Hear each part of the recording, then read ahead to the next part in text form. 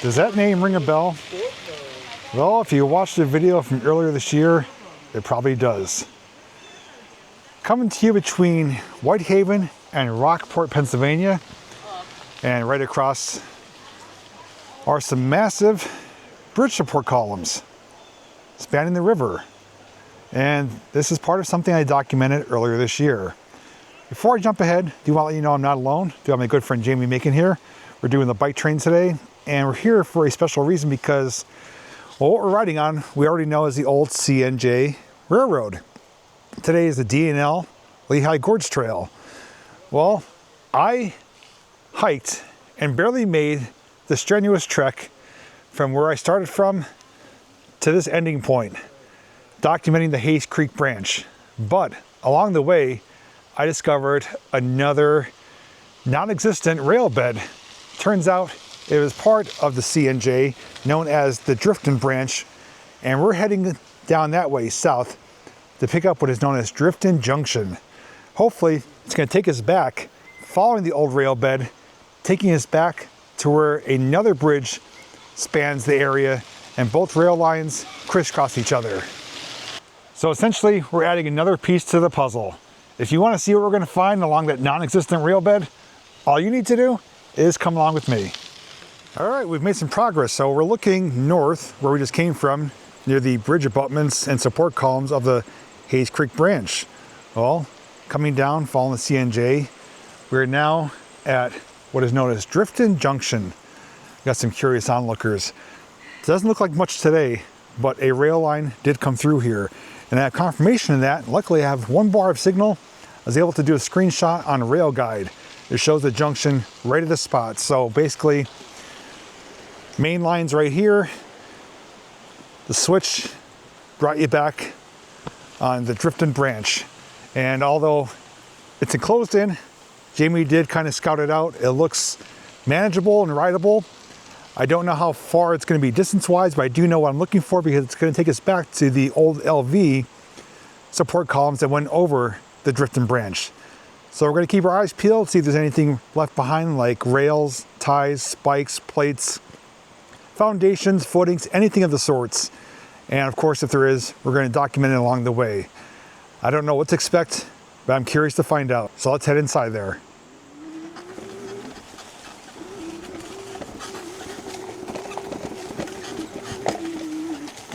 So here's looking back at the switch and junction area. We're now inside nature's canopy here.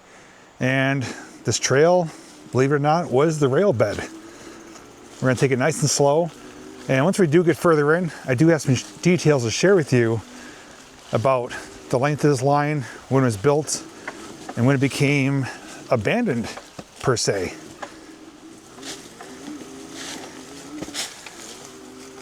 Oh, I think someone might be living back here.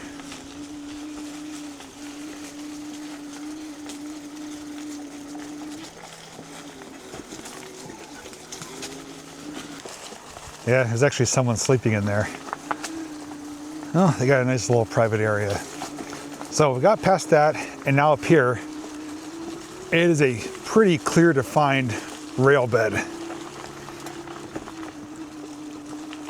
It actually drops off on both sides, and looks like everything has been removed, which is not a surprise, but it doesn't mean that everything's gone. Could be discarded on one of the sides. So I'm gonna take it nice and slow. I'm gonna wait for Jamie and give you some updates along the way. Actually, wait, maybe I spoke too soon. There might be some ties here. I thought I saw some impressions from the distance.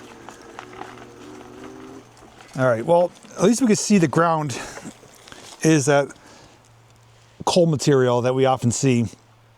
Before they had ballast, what we see today, they often use coal and old waste material as the rail bed for water runoff. But 100%, no denying, this was indeed a rail bed for the CNJ Drifton Branch.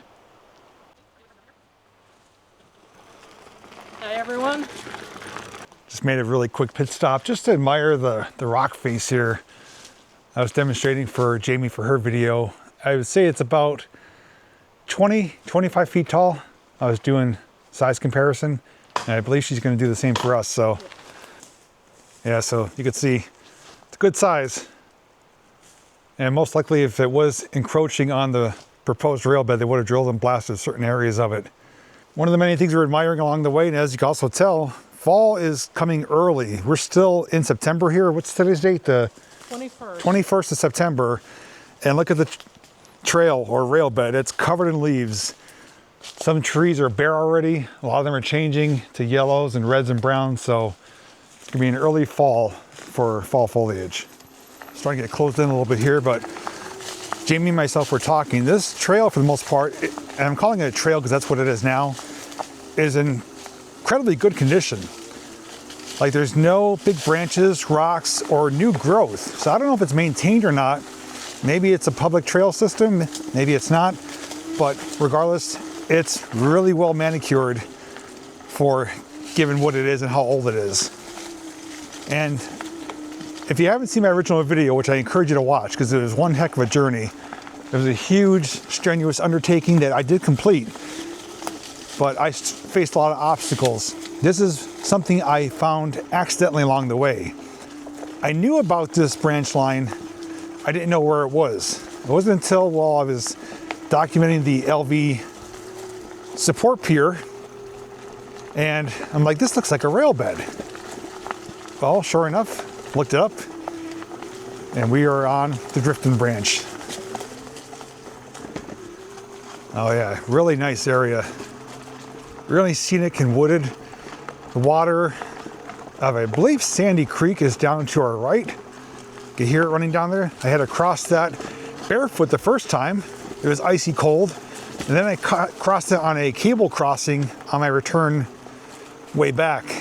So again, if you haven't seen that adventure from March of this year, check it out. It'll help you see what the undertaking was for covering the LV and discovering the CNJ Drifton.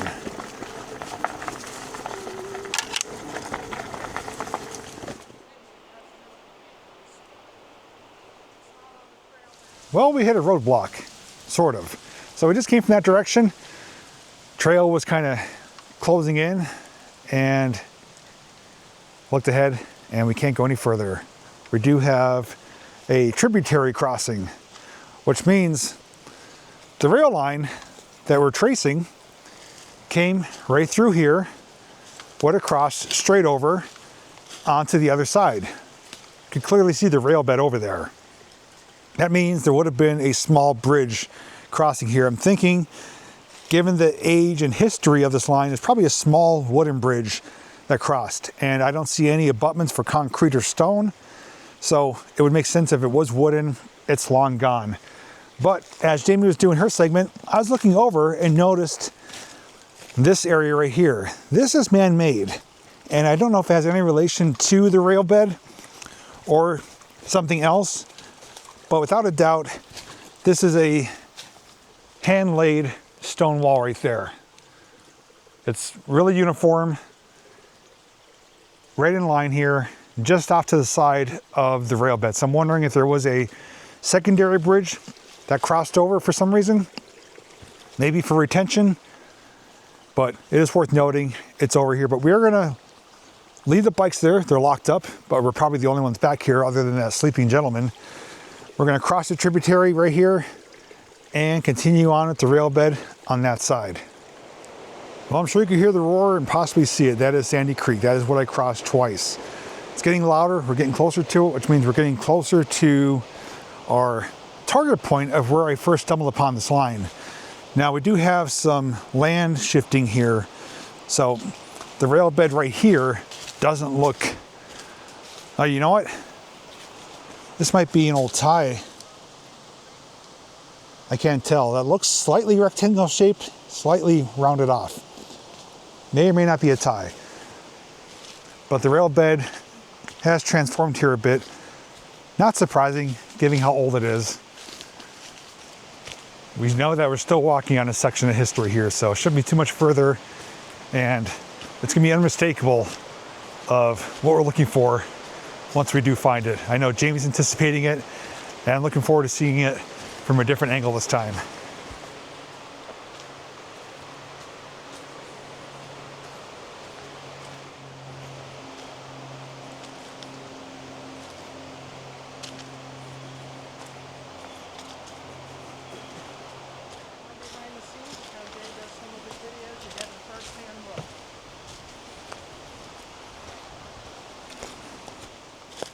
Well, Jamie just spotted a nature's carpet covered railroad tie.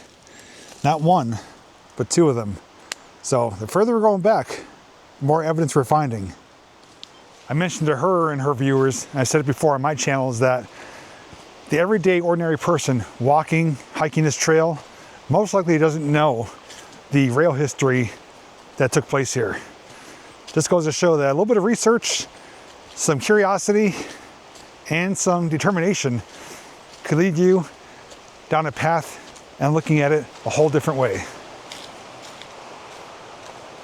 It often helps to have two sets of eyes instead of one, because I was setting up a shot for some B-roll footage and Jamie spotted right here, laying on a rock, an old rail plate. So the rail would sit right on top of there and the spikes would go in right into the tie to keep it in place. Most likely somebody found this, did the hard work for us, and left it here as a sign of what used to exist long, long ago. All right, it looks like we're getting to a pretty familiar area, an area that I have covered in my previous video, and keep my eyes peeled for the cables spanning Sandy Creek, because I use those cables to get back across.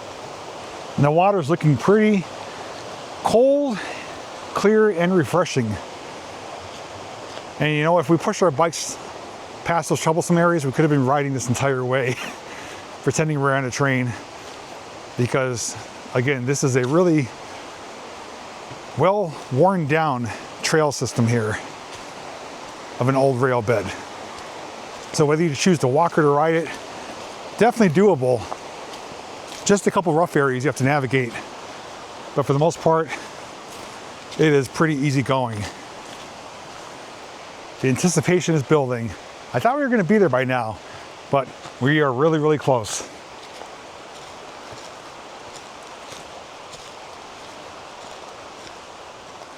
All right, finally, back to a familiar spot. Right there, where that tree is in the water, I used part of that to cross the river because it's hard to see. There's two cables like that spanning the river, one to stand on, one to hold on to. And I crossed from that side to this side. And it was my first time doing something like that. So I was doing that alone with cold, frigid waters, trying to get some footage at the same time, but it's better than walking through it. But right there is the cable crossing, which means just a stone's throw away up in this direction is going to be the massive support column for the old LV Hayes Creek branch. Finally reached what we're looking for. And we know for a fact we are really close because look at all the ties here. Now, it's kind of hard to say and to show, and Jamie actually almost missed it until I said, hey, look up, because when you look straight ahead, well, it's hiding in plain sight. Right there is the massive support column for the Hayes Creek branch that went directly over the Drifton Branch that we're walking on. And this is what I came to document in the video I've been mentioning already. Started back in that direction, a good ways back, walked all the way over, scaled down the embankment, documented this, crossed the creek, got lost, and kept going to where we started today's video, all the way over where the bridge abutments and piers cross the Lehigh River. And that's when I stumbled upon this, saying, this looks like a rail bed. Sure enough, it is. And I do have some details to share with you about the history of this line. But before we do that, just want to kind of give you a brief revisit look here. There's a number of ties here and supports. A lot of them are notched out right there. They were holding tracks or other beams of wood. And even on the other side here, there's some more of them. So this whole area is littered with rail debris, minus the rails. And again, size comparison, I'm size 13. It's about maybe 10 inches. And it's notched out there, We're about 99% confident a double line came across here. And that is a massive, massive column. And from what I remember measuring, it was between 30 to 40 feet tall, I think closer to 40 feet tall from where I'm standing, but obviously taller down by the river because it is right down there at the water's edge. And this whole area is just covered in nature's carpet, covered railroad ties, beams, and supports. And it would have continued in this way. Now it does continue, but not terribly much further. It would go for less than, I think, half a mile until it dissipates into private property. But on the other side, there's numerous supports, foundations, everything was covered in that video. That's why I do highly encourage you to watch it after this one, which will kind of help tie everything together. But this was a really important piece of the puzzle. Was a bit of a longer walk than anticipating. If we were able to ride the whole way here, would have been much quicker. So I do have some information I do want to share with you. And before I do that, I think I could pinpoint myself right here on the Rail Guide app. Okay, let me back up. The GPS pin is kind of zoning in. And yeah, I think that's a pretty close proximity there. All right, so for information regarding what we just walked down and covered, this is known as, we already said, the Drifton Branch. It's a former branch line of the CNJ, which is Central Railroad of New Jersey. It was built to serve the region's anthracite coal industry, which was abundant in this area. It was built in the late 1800s, and I say late 1800s because I got conflicting dates of either the 1870s or 1890s.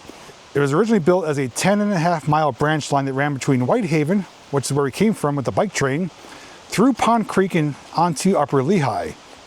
In 1921, the CNJ lost business to the rival LV Lehigh Valley Railroad. After that, only a small 2.3-mile section of the Drifton Branch remained in use until its abandonment in 1934. So what we just walked on, I believe, is that last 2.3-mile section that did remain. And it's coming up on a century of when this was last operated. I thought it was a little bit over. It's a little bit under. It's about 9 years away from being a century abandonment rail line of the CNJ. So pretty fascinating history. Again, I heard of the name Drifton Branch, didn't know where it was. And if I didn't make this video of the Hayes Creek Branch, I never would have found this. So right now I'm gonna scout around the area, make sure I didn't miss anything last time or this time to show you, and hopefully our bikes are still there as well. So I was looking where the Drifton Branch would have continued. Like we said, can't go much further. From what I saw, it does turn into private property. So if we didn't see anything this far other than mostly ties and that plate, I really don't think we're gonna find anything else down there because this was not a main line. There's no crossings in the area, so there's not gonna be any signals, no crossings, no posts. It is a pretty remote and, I guess you could say, uneventful, non-exciting branch line.